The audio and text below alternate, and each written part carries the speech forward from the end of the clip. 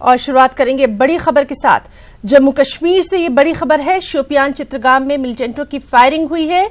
इसमें 2 ट्रकों को नजर-ए-आतिश कर दिया गया है। वाकई में एक शख्स की मौत हुई है, एक जख्मी बताया गया है। महलूक की शिनाख्त राजस्थान के इलियास खान के तौर पर की गई है, जबकि जख्मी जीवन सिंह पंजाब के होशियारपुर का साकिन बताया जा रहा है। तो आपको बता दें कि जम्मू कश्मीर से ये अहम खबर, शोपियान चित्रगाम में मिलिटेंटों की फायरिंग, 2 ट्रकों को नजर-ए-आतिश किया गया। इसमें एक शख्स की मौत की खबर है, एक जख्मी बताया गया है। महलूक की शिनाख्त राजस्थान के इलियास खान के तौर पर की गई है और जो जख्मी शख्स है उसका नाम जीवन सिंह बताया गया है, जो कि पंजाब के होशियारपुर का मकामी बाशिंदा बताया जा रहा है।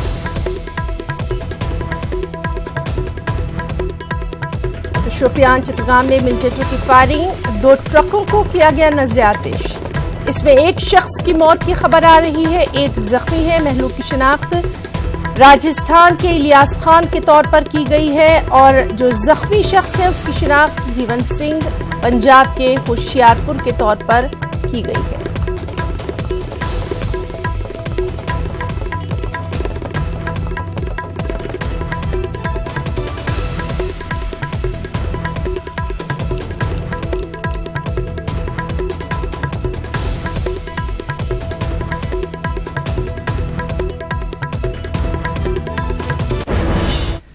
महाराष्ट्र में बीजेपी और शिवसेना इत्तेहाद की एक बार फिर से वापसी हुई है। हुकूमत साजी के लिए इत्तेहाद के पास वाज़ेह अक्सरियत है, ताहम शिवसेना ने बीजेपी को 50-50 का फॉर्मूला भी याद दिलाना जरूरी समझा।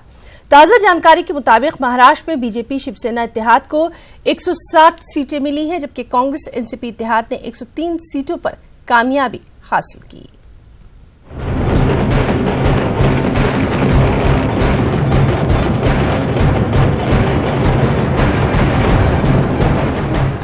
महाराष्ट्र में बीजेपी शिवसेना इत्तेहाद को हुकूमत साजी के लिए वाज़ेह अक्सरियत मिल चुकी है, जिसके बाद दोनों पार्टियों के कारकुनों में काफी जोशो खरोश देखा जा रहा है। महाराष्ट्र के वजीर आला देवेंद्र फडणवीस ने एक बार फिर हुकूमत बनाने का दावा किया है। इसके साथ ही उन्होंने पार्टी को हुए नुकसान को भी तस्लीम किया। ताहम शिवसेना ने इत्तेहादी हुकूमत में बराबर की हिस्सेदारी मांगी है और बीजेपी को इख्तियार में 50-50 की शराकतदारी की याद दिलाई है। तकरीबन 15 लोगों ने मुझसे बातचीत की है, मेरी भी उनसे बातचीत हुई है और ये 15 लोग हमारे अलायंस के साथ आएंगे। इसमें से कई लोग हमारे रेगुलर कार्यकर्ता ही हैं, लेकिन किन्हीं कारणों से हम उनको टिकट नहीं दे पाए या सीटें कई शिवसेना के पास गई, कई हमारे पास आई, तो ऐसे में ये लोग चुनकर आए हैं। ये सारे लोग हमारे साथ रहेंगे। तो मैं ऐसा मानता हूँ कि एक बड़ा डिसाइसिव इस प्रकार का हमारा मैंडेट होगा। एक महाराष्ट्र में अगले 5 साल के लिए मजबूत सरकार हम देंगे। मैंने पहले भी कह दिया कि ये बात सही है कि हमारी कुछ सीटें कम हुई है। इसका कारण भी है कि हमारे यहाँ पर हम रिबेलियन को कंट्रोल नहीं कर पाए या लोगों की अपेक्षाएं कुछ ज़्यादा थी और इसलिए ज़्यादा रिबेल खड़े हो गए। उसका कुछ न कुछ हमको खामियाजा भुगतना पड़ा। अमित शाह जी आए थे मुंबई में लोकसभा चुनाव से पहले गठबंधन करने के लिए, तब आप भी थे वहाँ लूसी होटल में। वहाँ ये बातें तय हुई है, वो बातें जो तय हुई है फॉर्मूला वो आगे चलेगा। सर 50-50 का मतलब तो है कि अगर गठबंधन में सरकार बनती तो 2.5 साल बीजेपी के सीएम रहेंगे और 2.5 साल शिवसेना। बात हो गई थी पावर शेयरिंग 50-50, उसका जो भी आपको अर्थ निकालना आप निकाल लीजिए। तो जब तो पूरी क्वेश्चन की जो सीएम पद है वो आदित्य को मिले, देखिए उसके जवाब आपको मिल जाएगा जल्दी। अभी कहाँ से मैं जवाब दूं ना। जो भी 2 पार्टियों के बीच में चलेगा, मुझे लगता है उद्धव साहब डिक्लेयर करेंगे। मैं सिर्फ काम करने का एक मौका देख रहा था और विधान भवन से काम करेंगे।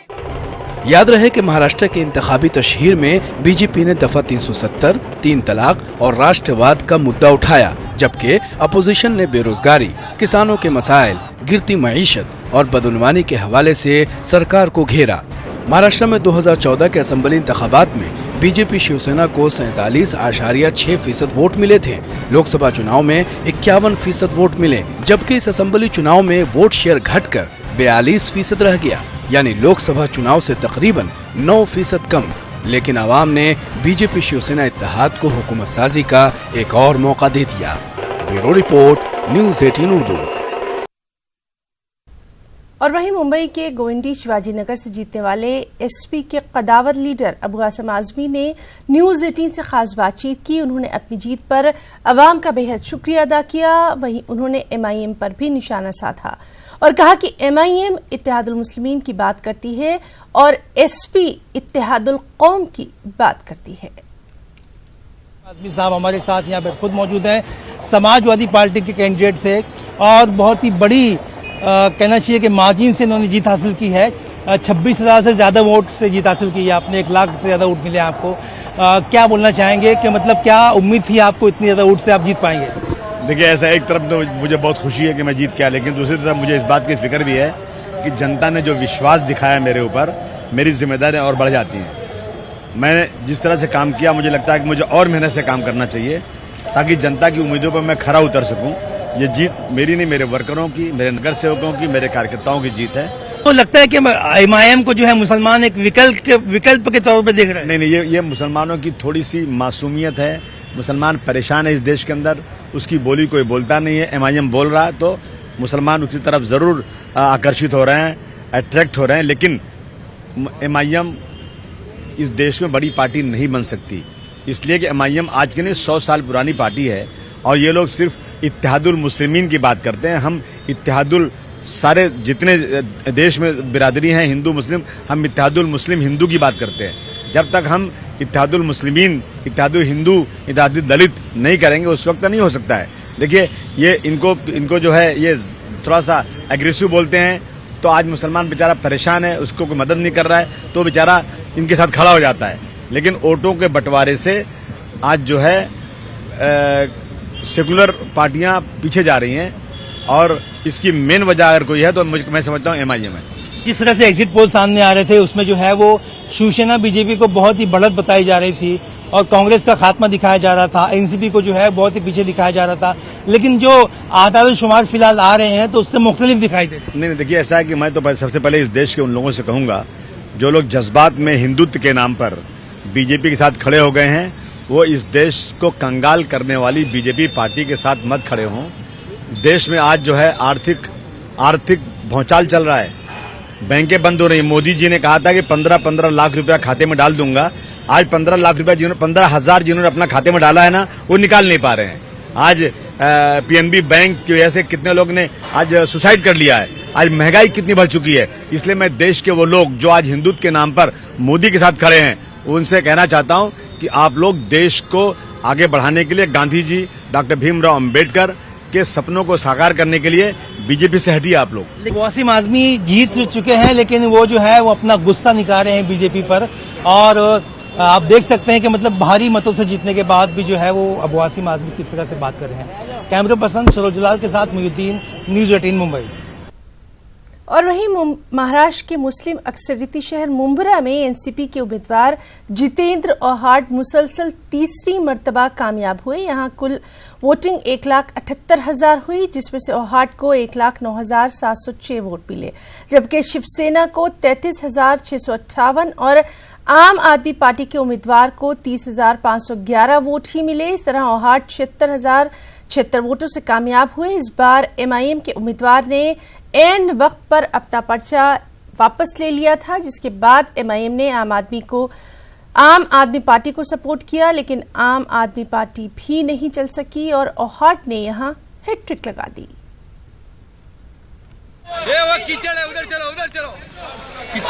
जनता में जाके कार्यकर्ताओं ने जो डोर मेरी संभाली है, हर एक जितेंद्र औहाड बन के गया था, उन सबकी जीत है।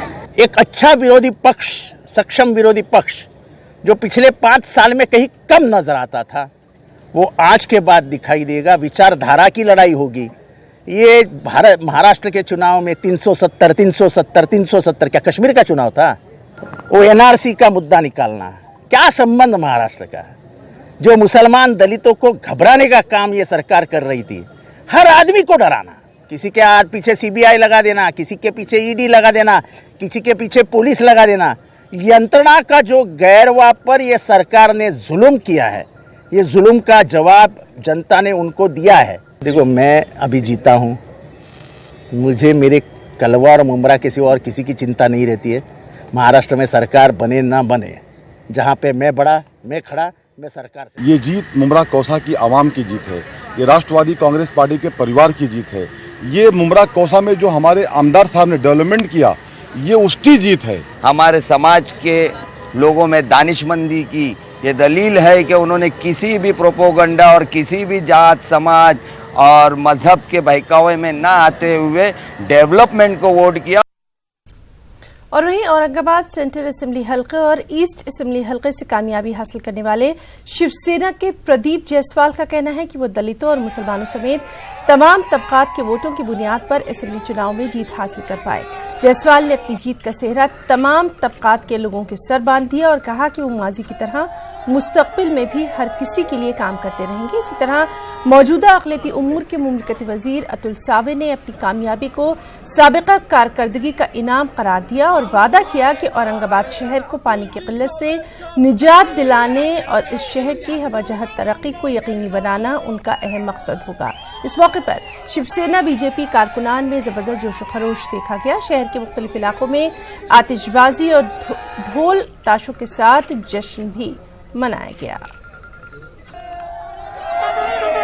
समाज के लोग जानते हैं मैंने कभी जाति भेद नहीं किया हूँ, हर समाज को साथ में लेकर काम किया हूँ। सभी समाज के लोग जानते हैं और अभी भी पहले जैसा मैंने डेवलपमेंट के लिए काम किया था उसी तरह सभी समाज को लेकर मैं डेवलपमेंट का काम करने की कोशिश करूँ। पुन्हा एकदा या संभाजीनगर पूर्वच्या सर्व नागरिकांनी मला पुन्हा एकदा भरघोस मतदान केलंय आणि नक्कीच पुढचे 5 वर्ष या शहरातील सर्व समस्या ज्या काही असतील त्या पूर्णपणे सोडवण्याचा प्रयत्न करेल।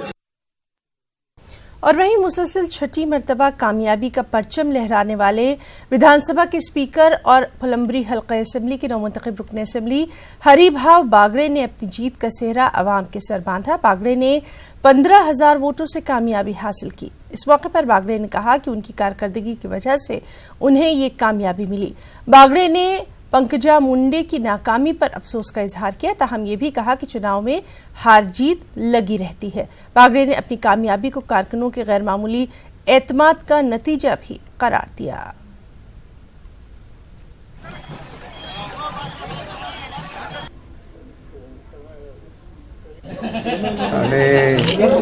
याही वेळेला मला लोकांनी पुन्हा निवडून दिलं। तर्क वितर्क पुष्कळ चालू होते, पण मी जे काही काम केलं मतदारसंघात त्या कामाचा मोबदला म्हणून त्यांनी मला मतं दिली आणि आमच्या कार्यकर्त्यांनी मतदारांनी जो विश्वास दाखवला त्यामुळे मी विजयी झालो। और वहीं तारीखी शहर मालेगांव की अगर बात करें तो मालेगांव सेंट्रल हल्का असेंबली से एमआईएम के उम्मीदवार मुफ्ती मोहम्मद इस्माइल कासमी की तारीखी जीत के बाद उनके हजारों वर्करों और हामियों ने जश्न का जुलूस निकाला। रैली में हर नौजवान हरे रंग में रंगा नजर आ रहा था। लोगों ने जगह जगह रैली का इस्तकबाल किया। मद्दाहों की बड़ी तादाद में खवातीन की तादाद ज्यादा नजर आ रही थी।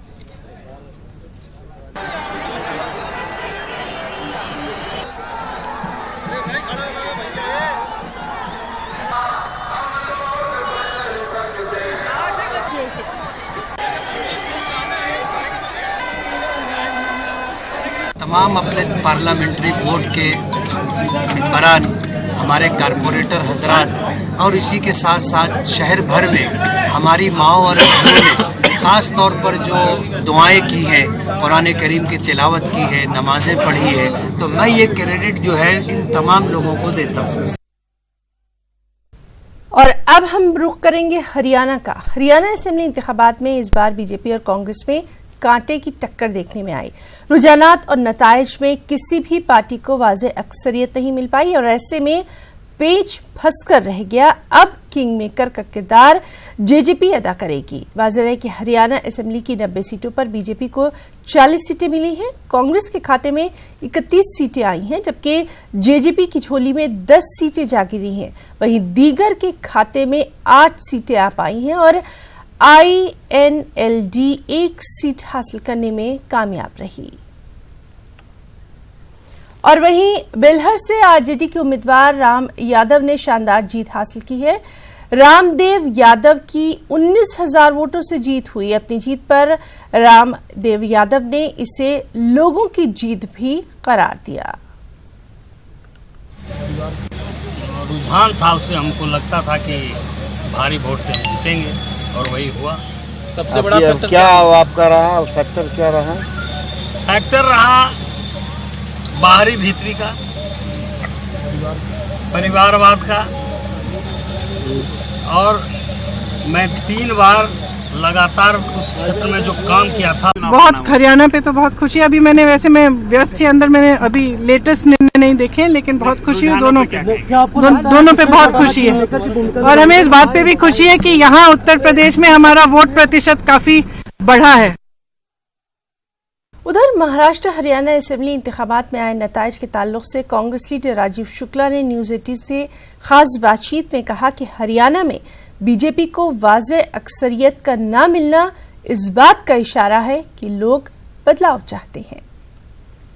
हमारे साथ मुखातिब हैं कांग्रेस के वरिष्ठ नेता राजीव शुक्ला, इनसे बात करेंगे हरियाणा और महाराष्ट्र चुनाव परिणाम को लेकर के। सबसे पहले सर, जिस तरह से परिणाम आए हैं वो चौंकाने वाले निश्चित तौर पर हैं। हरियाणा के बारे में अगली रणनीति क्या होगी कांग्रेस की? देखिए, डिपेंड करता है कि फाइनल पिक्चर क्या उभरती है, क्योंकि हंग असेंबली है। बीजेपी को बहुत मत नहीं मिला, इसका मतलब लोग बदलाव चाहते हैं। हरियाणा में जो जनता का वोट का ट्रेंड है वो है कि लोग बदलाव चाहते हैं वहाँ पे। अब उस पर डिपेंड करता है कि 1-2 सीट और जेजेपी से किसका आंकड़ा बैठता है, तो वो इस पे निर्भर करता है। वो मेरे ख्याल से एक तस्वीर आगे कल तक क्लियर होगी। क्या सर लग रहा है कि संभावना बन रही है जेजेपी के साथ? संभावना दोनों तरफ है, सब तरफ, दोनों तरफ से, मतलब हम लोग तो निश्चित रूप से बात करेंगे। महाराष्ट्र के बारे में क्या कहेंगे? महाराष्ट्र में रिजल्ट बहुत इंकरेजिंग है। हमें लोग जो है हमारे गठबंधन को सिर्फ 30-40 सीट दे रहे थे और 225 बीजेपी को दे रहे थे। बीजेपी आज शिवसेना के जो है कृपा पे आ गई। अंतिम सवाल सर, क्या आपको लग रहा है कि दोनों जो राज्य में चुनाव परिणाम आए हैं, तो क्या कांग्रेस की पुनः वापसी हो रही है? फिर कांग्रेस लेवल से कांग्रेस का रिवाइवल हो रहा है। हर तरफ उपचुनाव में हम जीत रहे हैं। बिहार में चुनाव परिणाम पर क्या कहें? वो आरजेडी बढ़ रही है। तो ये थे हमारे साथ राजीव शुक्ला। कैमरामैन अनिल के साथ निरंजन, न्यूज 18 दिल्ली। अगली खबर किशनगंज से, जहां एमआईएम उम्मीदवार कमरुल हुदा की जीत के बाद उनके हामियों में जबरदस्त जश्न देखा गया। हामियों ने इसे सिर्फ झलक बताते हुए आइंदा इलेक्शन में सीमांचल के साथ ही बिहार से भी कांग्रेस के खात्मे का दावा किया।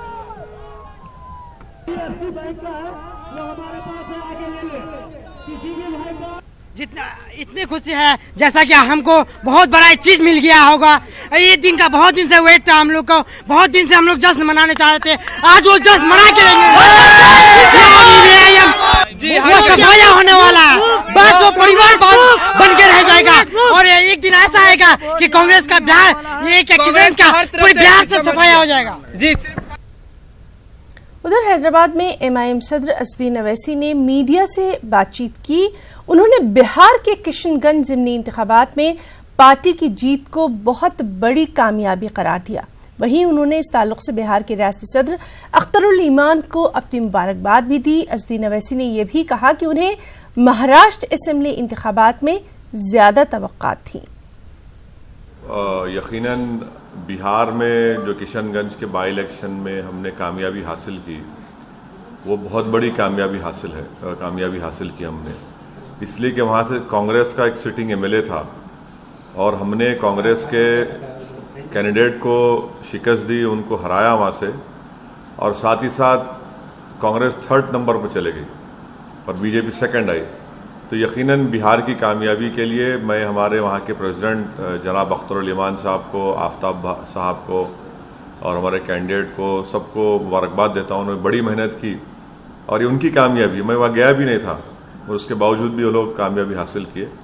रहा सवाल महाराष्ट्र का, ये बात बिल्कुल सही है कि हम उम्मीद कर रहे थे कि औरंगाबाद की दोनों सीटें, ख़ास तौर से ईस्ट डॉक्टर गफ्फार खादरी साहब और बैकुल्ला के वारिस पठान को हम कामयाबी हासिल करेंगे। ठीक है, अवाम का फ़ैसला है, हम उसको कबूल करते हैं और ज़ाहिर है मैं ख़ुद देखूंगा कि क्या कमज़ोरी थी, उसको दूर करेंगे।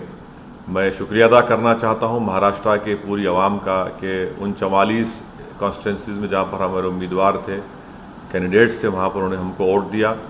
अब तक की जो रिपोर्ट मेरे पास है, हमने करीब मेरे ख्याल से 9 या 10 मुकामात पर हम लोग दूसरे नंबर पर आए और 2 सीटें हमने कामयाबी हासिल की, मालेगांव की और धुले की। और मैं मुबारकबाद देता हूँ मालेगांव की आवाम को, धुले की आवाम को, वहाँ के दोनों उम्मीदवारों को, मुफ्ती साहब को, मुफ्ती मोहम्मद इस्माइल साहब को, अब्दुल मालिक को, पूरी मेरी MIM की टीम को और धुले की टीम को और वहाँ कैंडिडेट को। तो अच्छा रहा रिज़ल्ट हमारा। हम एक 3-4 सीट पर थोड़ा कम वोटों से हम लोग चले गए। हमारा वंचित बहुजन अगाड़ी से अलायंस पार्लियामेंट इलेक्शन में था, ये बात सही है। प्रकाश अंबेडकर साहब के साथ हमने इलेक्शन लड़ा। एक ही पार्लियामेंट की सीट पर MIM ने कंटेस्ट किया था, माबाकी सीट पर हमने VBA की तायीद की थी। अब अलायंस नहीं हुआ तो मैं डिटेल में नहीं जाना चाहता हूँ, मगर हमारा जो स्ट्रेंथ था हमने उसको रिटेन किया। हम पहले से ज़्यादा असेंबली की सीटों पर दूसरे नंबर पर आए। अगर अलायंस होता तो क्या हो सकता था, ये तो देखिए, ये तो इफ्स एंड बट्स, ये उस पर तो मैं नहीं बोल सकता, क्योंकि ये ऐसा होता तो ऐसा हो जाता था। ठीक है, हो सकता था। और उधर बिहार में MIM के रियासती सदर अख्तरुल ईमान ने न्यूज़ 18 से खास बातचीत की और इस बातचीत में उन्होंने वाज़ेह तौर पर कहा कि हमारी जीत हमारी उम्मीदों के मुवाफिक है। उन्होंने ये भी कहा कि सीमांचल के लोगों की हक तलफी के खिलाफ अब एक नई लड़ाई का आगाज हो चुका है और हम अवाम की उम्मीदों पर खरे उतरेंगे। साथ मौजूद हैं AIM के प्रदेश अध्यक्ष अख्तरुल ईमान जी। जो ये रिजल्ट आया है, इस पर क्या कहेंगे?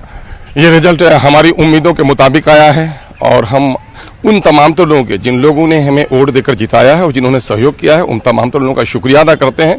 और हम ये समझते हैं कि सीमांचल के साथ आज़ादी के बाद से लेकर इस वक्त तक जो हकमारी हुई है उसके खिलाफ एक मजबूत लड़ाई का आगाज हो गया है। जो समीकरण बना है, ये समीकरण को कैसे देख रहे हैं, किन कारणों से बना? ये समीकरण दरअसल ये हुआ है कि शुरू दिन से ही MIM का वोट आगे की तरफ बढ़ता रहा है। पिछले दिनों में हमारे प्रत्याशी लगे थे यहाँ पर तो 16,000 लाए थे, मेरे इलेक्शन में 40,000 आए और यकीन है कि हम बहुत अच्छे अंदाज जा रहे हैं। देखिए, जीत और हार से हमारी पार्टी की पॉलिसी में बहुत बड़ा फर्क नहीं पड़ता। जाहिर है कि न हम प्रधानमंत्री की कुर्सी की लड़ाई लड़ रहे हैं, न हम मुख्यमंत्री की कुर्सी की लड़ाई लड़ रहे हैं।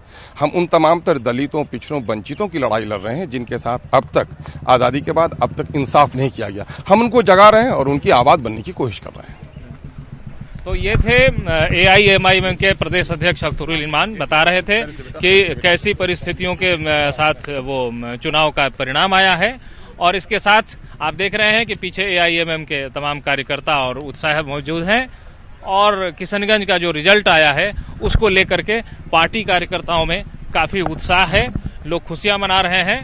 और ये एक नए समीकरण के बाद जो सियासत होने वाली है या जो सियासी परिस्थितियां बनेंगी उस पर भी लोगों के बीच तरह तरह के चर्चे हो रहे हैं।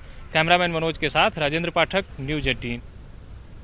पंडित आनंद नारायण मुल्ला हिंदुस्तान की मुश्तरका तहजीब के अमीन व नकीब थे। वो एक कश्मीरी ब्राह्मण थे। उन्होंने अदालत और सियासत से लेकर उर्दू अदब तक अपनी अलग शिनाख्त बनाई। आइए उनकी हयात व खिदमात पर हमारी ये खुसूसी रिपोर्ट देखते हैं। वो कौन हैं जिन्हें तौबा की मिल गई फुर्सत, हमें गुनाह भी करने को जिंदगी कम है। रोने वाले तुझे रोने का सलीका ही नहीं, इश्क पीने के लिए है कि बहाने के लिए। जिंदगी और जज्बात की मुख्तलिफ सूरतों को खास अंदाज में सामने लाने वाले ये खूबसूरत शेर पंडित आनंद नारायण मुल्ला के हैं, जो हिंदुस्तान की मुश्तरका तहजीबी कदरों की अमानतदार और नकीब थे।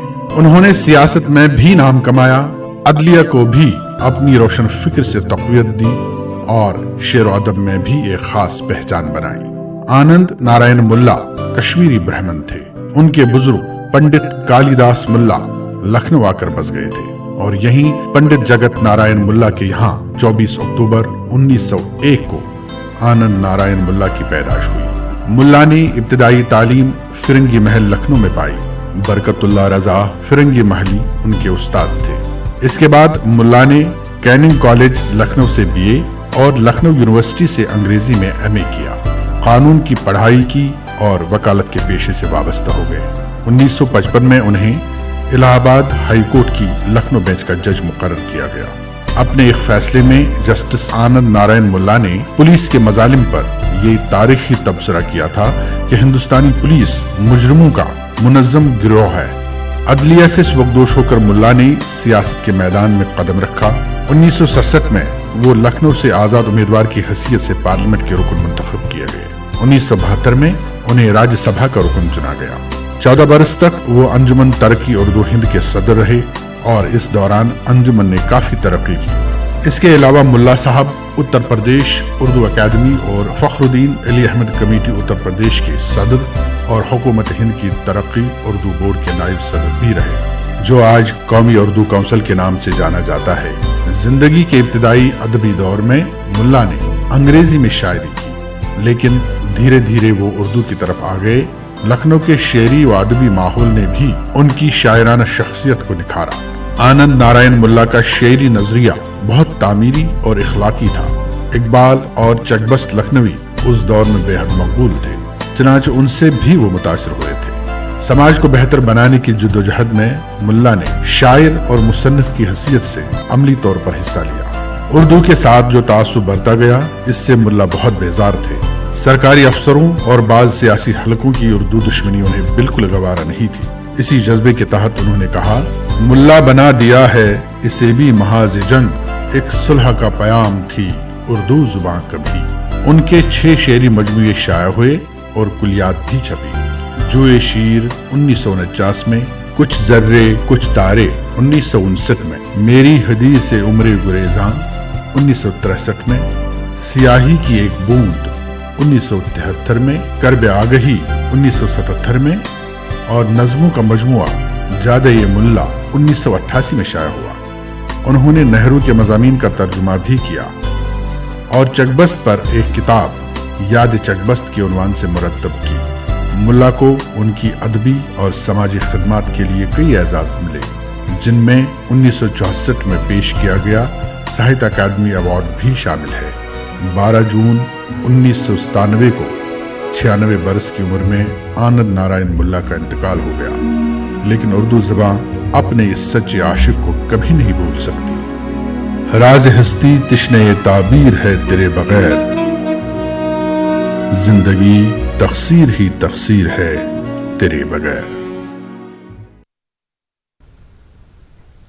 फनकार, कलमकार, शायर और अदीब अपने कलम को तलवार बनाएं, मुल्क और समाज को दरपेश मसाइल के खिलाफ बेबाक तरीके से अपनी आवाज उठाएं। बेंगलुरु में उर्दू के मारूफ अफसाना निगार, ड्रामा निगार अनिल ठक्कर ने इन तमाम ख्यालात का इजहार किया। खास रिपोर्ट।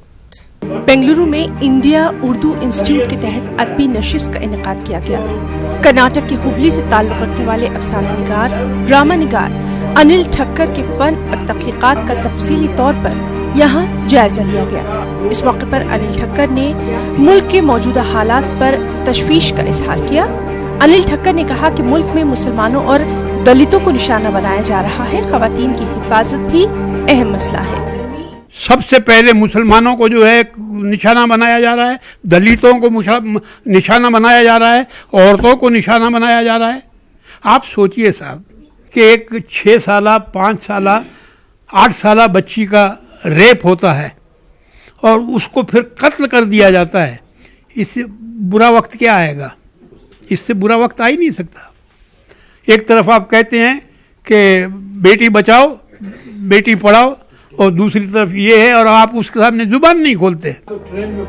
अनिल ठक्कर ने कहा कि मुल्क और समाज के मौजूदा हालात को बदलने की जरूरत है। इसके लिए फनकार, कलमकार, अदीब और दानिश्वर अपने कलम को तलवार बनाएं, नफरत और नाइंसाफी के खिलाफ आवाज उठाएं। जब तक कलम को तलवार नहीं बनाएंगे इस मुल्क का भला नहीं होगा। मैं किसी पार्टी या सियासतदानों के खिलाफ नहीं हूँ, मगर भला करना है तो हमको हमारे कलम को तलवार बनानी पड़ेगी। मैं ऐसे केस के इंतजार में हूँ। मुझे खुशी होगी अगर मेरे खिलाफ कोई केस हो या मुझे जो है जेल में ठोक दिया जाए। कम से कम मुझे जेल में जाते देखकर दूसरे दानिश्वरों को तो ऐसा लगेगा कि ये एक खलूस भरा बुढ़ा आदमी जेल में गया है, तो हमको हमारे कलम को तलवार बनाना चाहिए। कर्नाटक उर्दू एकेडमी के साबिक सदर प्रोफेसर मीम नून सईद की सरपरस्ती में इंडिया उर्दू इंस्टीट्यूट ने अदीबों और फनकारों से मुलाकात का सिलसिला शुरू किया है। अनिल ठक्कर साहब 5 नावल लिख चुके हैं, 4 अफसाने मजमूए उनके आ चुके हैं, लेकिन उन पर बाकायदा गुफ्तगू कभी नहीं हुई। ये गुफ्तगू बहुत ज़रूरी है ताकि हम फनकार के जहन तक, उसके एहसास तक, उसकी फ़िक्र तक पहुँच सकें, और यह है कि खुद दूसरों को भी उसमें शरीक कर सकें। अनिल ठक्कर उर्दू ज़बान और अदब के सेकुलर अक़दार की पहचान बने हुए हैं। उनके अफसानों के मजमूए अंधे रिश्ते, गर्म बर्फ, खाली खाने, मौसमी परिंदे और ओस की झील काफी मकबूल हुए हैं। न्यूज़ 18 उर्दू के लिए बेंगलुरु से रऊफ अहमद हलूर की रिपोर्ट। अजमेर में डिस्ट्रिक्ट कलेक्ट्रेट के बाहर एक निजी स्कूल के तलबा ने दीपावली के मौके पर पटाखे न जलाकर आलूदगी से बचने के लिए नुक्कड़ नाटक पेश किया। तलबा ने ड्रामे के जरिए बताया कि दिवाली चिरागों का त्यौहार है और रोशनी के लैंप से रोशनी की जानी चाहिए। पटाखे आलूदगी की वजह बनते हैं, लिहाजा पटाखों से होने वाले नुकसान से बचना चाहिए। दिवाली खुशी का त्यौहार है, इसलिए सिर्फ खुशी बांटी जानी चाहिए। पटाखों से सिर्फ आलूदगी बढ़ती है। क्या कभी आपको अपने हाथ में जलन महसूस हुई है? नहीं। क्या आपका चेहरा जला है? नहीं। क्या आपको सांस लेने में तकलीफ है? नहीं। तो आप क्यों नहीं समझेंगे कि इन मासूम बच्चों पर क्या बीतती है? अपनी एक रात रोशन करने के लिए खुद गिर दिया जाता है इन मासूमों को अंधकार में। क्या आपने कभी इन मासूम जनों के बारे में सोचा है? नहीं, नहीं, बिल्कुल नहीं। कि हम कैसे दिवाली को और भी अच्छे तरीके से बना सकते हैं, लेकिन पटाखे जला के नहीं बल्कि दिए जला करके। सिर्फ पटाखे जला करके ही हम लोग खुशियाँ नहीं बांट सकते, बल्कि इससे हम पोल्यूशन और कर रहे हैं, हम हमारी प्यारी धरती को और गंदा कर रहे हैं। तो हम अगर अपने घर को रोशन करना है तो हम दिए जला करके भी कर सकते हैं। तो मैं आप सभी से यही विनती करती हूँ कि आप अपने घरों में दिए जलाएं और अपने घर को रोशन बनाएं।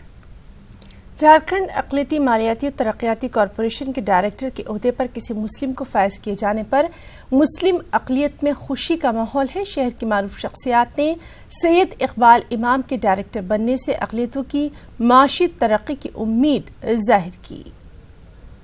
उनसे तवक्को ये पूरी तौर पर है कि मुसलमानों को ख़ास तौर से और माइनॉरिटी को आम तौर से सब काफ़ी फ़ायदा पहुँच सकेगा, और माली जो ताउन है वो इनकी तरफ से उनको मिलेगा, और उनके अंदर जो पसमानदगी बढ़ गई है मुसलमानों में, गरीब तबके में, वो पसमानदगी दूर होगी और अच्छी तरह से वो आगे। बिहार में उर्दू टीईटी ग्रेस पास उम्मीदवारों का कोई पुरसाने हाल नहीं। एक तरफ जहां रियासत के आधे से ज्यादा स्कूलों में उर्दू की आसामियां बरसों से खाली पड़ी हैं, दूसरी तरफ उर्दू टीटी ग्रेस पास उम्मीदवारों की बहाली तक नहीं की जा रही, जबकि उर्दू सूबे की दूसरी सरकारी जबान है। आप देखिए हमारी ये खास रिपोर्ट। मुझे इजाजत दें, आदाब। उर्दू बिहार की दूसरी सरकारी जुबान है और सूबे के तमाम स्कूलों में उर्दू के टीचर का पोस्ट मंजूर है।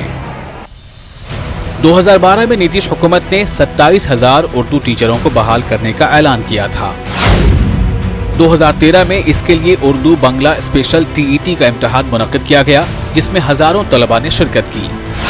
2014 में इसका रिजल्ट जारी हुआ, जिसमें 15,310 तलबा कामयाब हुए। टीईटी के इम्तिहान में 13 सवालात गलत पूछे गए थे। इस पर काफी हंगामा हुआ और बिहार स्कूल एग्जामिनेशन बोर्ड ने 2014 में ग्रेस देकर दोबारा रिजल्ट जारी किया, जिसमें 26,500 तलबा कामयाब हुए। 13 गलत सवाल पर सिर्फ 11,426 तलबा को 13 नंबर ग्रेस दिया गया। बाकी के उम्मीदवारों में किसी को 4 तो किसी को 5 ग्रेस नंबर मिला। नतीजे के तौर पर मामला अदालत में पहुंचा और अदालत ने ग्रेस नंबर को हटाने का फैसला करते हुए तीसरी बार रिजल्ट जारी करने का हुक्म दिया। 2015 में तीसरी बार रिजल्ट आया, जिसमें 16,882 तलबा कामयाब हुए। मामले का सबसे दिलचस्प पहलू ये है कि पहले और दूसरी बार के रिजल्ट में जो तलबा मेरिट लिस्ट में कामयाब हुए थे, वो तीसरी बार के रिजल्ट में नाकाम हो गए। इनकी तादाद 12,000 है, जो दर दर की ठोकरें खाने पर मजबूर हैं। तो सरकार चाहे तो कट ऑफ को कम करके इन लोगों की जो हम लोग जितने भी हैं लोग इनकी फ्यूचर को बना सकती है। वो जितने भी इसमें उम्मीदवार थे उनका तो एक तो सर्टिफिकेट का वैलिडिटी खत्म हो गया, दूसरा कई लोगों की उम्र भी खत्म हो चुकी है। तब वो लोग कहाँ जाएंगे? ना ही वो जनरल कॉम्पिटिशन दे सकते हैं, ना ही रेलवे दे सकते हैं, ना ही एसएससी दे सकते हैं। उनको एक यही उम्मीद था। सरकार अगर पहले कह देती कि हम नहीं करते तो लोग दूसरा कोई काम ढूंढ लेते। जब आप 45% और 50% पे आप जनरल हिंदी टीईटी उम्मीदवारों का इम्तिहान ले रहे हैं तो फिर उर्दू के लिए आप 60 कैसे रखे हैं? ये कौन सा इंसाफ है? हम माननीय मुख्यमंत्री नीतीश कुमार जी से हम कहना चाहते हैं कि बराए मेहरबानी हमारे रिजल्ट को आप आउट करें इसी में, नहीं तो हम 13 तारीख को पूरे बिहार के उम्मीदवार पटना की धरती पे हम आत्मदाह करेंगे, क्योंकि मुझे अब दुनिया में रह के कुछ मिलने वाला नहीं। हम शर्म के मारे हम लोग मर रहे हैं। हुकूमत ने तीसरी बार के रिजल्ट में कामयाब उम्मीदवारों को बहाल किया। 12,000 उम्मीदवार इस इंतजार में थे कि इनकी भी बहाली होगी, लेकिन स्कूल एग्जामिनेशन बोर्ड के गलत सवालात ने इनकी जिंदगी बदल डाली। 7 साल इंतजार करने के बाद भी हुकूमत ने इनके मुतालिबात पर गौर नहीं किया। 2011 में टीईटी के मामले पर हुकूमत सुप्रीम कोर्ट गई। अदालत उज़्मा ने हुकूमत को खुद इस मसले पर गौर करने का हुक्म दिया। बिहार के महकमे तालीम ने 7 फरवरी 2019 को मरकजी हुकूमत के महकमे HRD को खत लिखा। RTI कानून 2009 के दफा 23(2) के मुताबिक कट ऑफ लिस्ट में 5% की छूट देने की इजाजत मांगी गई। वहां से भी उर्दू टीईटी के उम्मीदवारों को इंतजार के सिवा कुछ नहीं मिला। सचमुच आप चाहते हैं कि बिहार के स्कूलों में उर्दू की पढ़ाई हो, चूँकि सारे स्कूलों में लगभग 50% उर्दू के टीचर ही नहीं हैं। ऐसे माहौल में अगर इस तरह से छाटा छूटी किया जाए तो पास उम्मीदवार को भी फेल कर दिया जाए, फेल को पास किया जाए, आगे का पीछे ऊपर का नीचे करते रहेंगे आप, तो मुझे नहीं लगता है कि बिहार के स्कूलों में उर्दू पढ़ाने वाले शिक्षक भी मिल पाए।